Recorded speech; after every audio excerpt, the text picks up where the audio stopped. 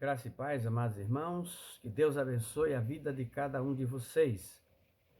Queridos, muitas vezes a gente fala sobre um assunto delicado que muitos evitam falar para não entrar em discussão. Acredito que temos pessoas de outras doutrinas que assistem às nossas mensagens. Algumas pessoas podem concordar ou não, está no direito delas. Mas são experiências da nossa vida. São conhecimentos que nós adquirimos. Muitas igrejas divergem sobre o batismo das pessoas. A colocação do batismo nessa pequena mensagem é de acordo com textos bíblicos. Se alguém, lendo esses textos, entende de maneira diferente, faz de maneira diferente. A gente vai falar sobre o batismo e sobre a postura e sobre o tempo para esse batismo. Eu sei que os pais querem batizar os seus filhos, mas não há pressa em batizar as pessoas, como se o primeiro batismo ou a primeira indicação fosse uma marca que separaria o cristão dos não cristãos. Quem separa os homens do mundo, os homens de Deus, é a obediência, é a santificação. Um bebê ou uma criança batizada tem pouca ou nenhuma noção sobre esse ato. O batismo deve ser um ato consciente da parte de quem está se batizando, porque é através da sua fé e de suas ações que esse ato simbólico tem a sua real importância diante de Deus e dos homens. O batismo, queridos, deve ser um ato consciente por parte de quem está fazendo, porque esse batismo deve ter um significado especial para o mesmo e não somente para os pais. O ato deve ser consciente, porque quem se batiza deve saber o que e por que está fazendo, pois entende o real significado e é responsável por essa atitude, diferentemente das crianças. O apóstolo Paulo, em 1 Coríntios, capítulo 1, versículo de 14 a 17, fala sobre algumas pessoas que batizou, mas enfatizando que foi enviado para evangelizar e não para batizar. Complementando com essas palavras, para que a cruz de Cristo não se faça vã. Com isso, Paulo diz claramente que, se nós batizarmos o mundo, mas não pregarmos, nada fizemos. E pregar para que as pessoas entendam e obedeçam tem que ser aos que tenham essa capacidade, isso é, aos adultos. Batizar para que, refletido o sucesso da pregação, entendam, aceitem e não seja em vão a cruz de Cristo.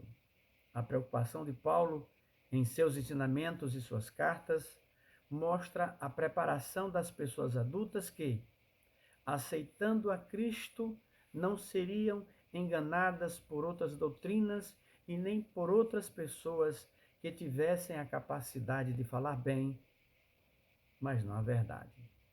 Todos lembram da palavra de Paulo quando ele fala em 1 Coríntios, capítulo 13, versículo 11. Quando eu era menino, falava como menino, pensava como menino, mas logo que cheguei a ser homem, acabei com as coisas de menino. Em Efésios 4,14, Paulo diz assim: para que não sejamos mais como meninos, agitados de um lado para o outro e levados ao redor por todo o vento de doutrina, pela artimanha dos homens, pela astúcia com que induzem ao erro. Essas citações de Paulo, usando a expressão menino, enfatiza que como meninos, como crianças, somos enganados facilmente e assumir ou aceitar o batismo fica comprometido pela falta de maturidade e falta de responsabilidade. Por isso que a esmagadora maioria das igrejas evangélicas não aceitam a doutrina da regeneração batismal, ou seja, a salvação pelo batismo. A salvação vem pela fé e obediência aos mandamentos de Deus. Vários nomes são dados ao batismo: sacramento, ritual, ordenança, mandamento. Não importa o nome utilizado, porque batismo é para quem sabe o que está fazendo. Não adianta ensinar parábolas para crianças que estão descobrindo ainda como se formar sílabas. O rito do batismo não tem o poder da regeneração. É apenas um símbolo pós-regeneração. Os argumentos usados pelos que batizam crianças nos levam a acreditar em apropriação. Explico.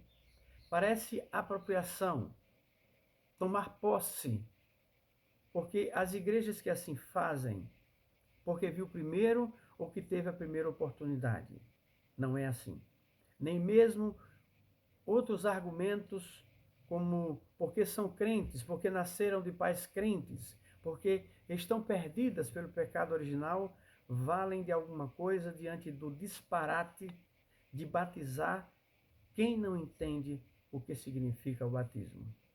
Acredito que a última frase do texto de Josué, capítulo 24, versículo 15, tem provocado alegria, mas também muitas tristezas em muitas famílias evangélicas.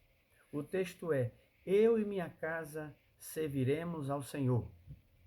A família evangélica, que todos, inclusive as crianças, estão envolvidas com a palavra de Deus, tem declarado com alegria essa frase, enquanto a família evangélica, que tem qualquer membro distante do Senhor Jesus Cristo, tem demonstrado tristeza ou tomado atitudes erradas com essa situação. Médicos, professores e pensadores têm mostrado ao longo dos anos a dificuldade das pessoas em seus vários estágios da vida, desde o nascimento até a idade da compreensão. Temos o pré-lógico, o pré-verbal, não representativo, pensamento sensório-motor e modalidades perceptivas. Tem ilustrado esses estudos e mostrado que crianças não podem decidir por coisas profundas e principalmente espirituais. Os textos da Bíblia que falam sobre o batismo, seja Cornélio, seja com Lídia, Estéfanas, Crispo e o carcereiro, falam dos termos: toda a sua casa e família. Essa passagem não prova o batismo em bebê, e quem defende o batismo em criança também não leva em consideração os costumes da época. É pouco provável que crianças participassem de reuniões ou estivessem presentes nessas ocasiões importantes. Antes das palavras sua casa e família, existe também as palavras crer, temer e alegrar-se. Para ter esses sentimentos e emoções, ouvindo a palavra de Deus, descartamos completamente crianças novinhas e bebês. Na casa de Lídia, há inúmeros fatores que provam ou indicam que ela era solteira, pois foi ela quem tomou a decisão de convidar Paulo a entrar em sua casa e não seu marido, porque se ela fosse casada, seria errado e inadmissível na época. Como era também do costume na época, Paulo não entraria em sua casa se Lídia morasse sozinha. Criados, servos e escravos eram considerados da casa do proprietário. Se o batismo é considerado uma regeneração por quem batiza crianças, é difícil acreditar e até convencer as pessoas que criancinhas inconscientes, sem fé em Cristo, possam ser regeneradas. É contrassenso. Se aceitarmos que uma criança pode ser batizada com a fé do outro, então teríamos que aceitar também um batismo pelos mortos, como Paulo é contra em 1 Coríntios 15, 29. Queridos, o meu pai aceitou a Cristo 7 vezes. Eu explico. 7 foram seus filhos. E toda vez que ele batizava um, perguntavam se ele aceitava Cristo. E ele dizia que sim. Para ele, era uma pergunta que ele não poderia dizer não, senão não batizava. Ele poderia aceitar Cristo por mim? Ele poderia pecar por mim ou ser perdoado, eu ser perdoado por ele? Uma decisão tomada em meu nome, como batismo, não seria considerado válido, pois atropela o livre-arbítrio dado ao homem por Deus e derruba a própria palavra de Deus que diz: cada um dará conta de si mesmo, escrita em Romanos 14, 12. Mesmo algumas pessoas já adultas, já conscientes das suas ações, depois de aceitarem ser batizadas, elas desistem de continuar obedecendo a palavra de Deus, obedecendo a Deus, e vivem como se nunca tivessem conhecido a Deus e como se nunca tivessem sido batizadas. Nesse processo, a responsabilidade é delas que aceitaram conscientes e desistiram da mesma maneira. Pela palavra de Deus, meu pai ou minha mãe não serão culpados da minha ou da sua perdição. A obrigação espiritual é viver a palavra de Deus e mostrar aos filhos essa alegria em servir a Deus e buscar as suas bênçãos. Não se obriga aos filhos ou quem quer que seja, para que elas sejam obedientes a Deus, por serem batizadas em uma doutrina evangélica ou católica ou outra qualquer. Quantos filhos de pastores ou filhos de servos de Deus têm escolhido viver como se seus pais nunca tivessem mostrado obediência a Deus? Quantos filhos, orientados desde cedo na palavra de Deus, têm envergonhado seus pais, enveredando por um caminho de crimes, drogas, desobediência e prostituição? As pessoas muitas vezes querem culpar os pais, quando que por lei os filhos podem fazer o que quiser, e a idade para isso tem diminuído.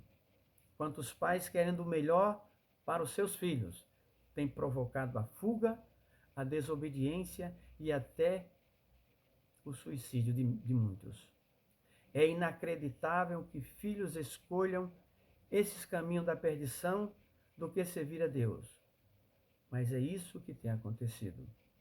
Ninguém serve a Deus por pressão, intimidação ou chantagem, porque o próprio Deus não quer e não faz isso.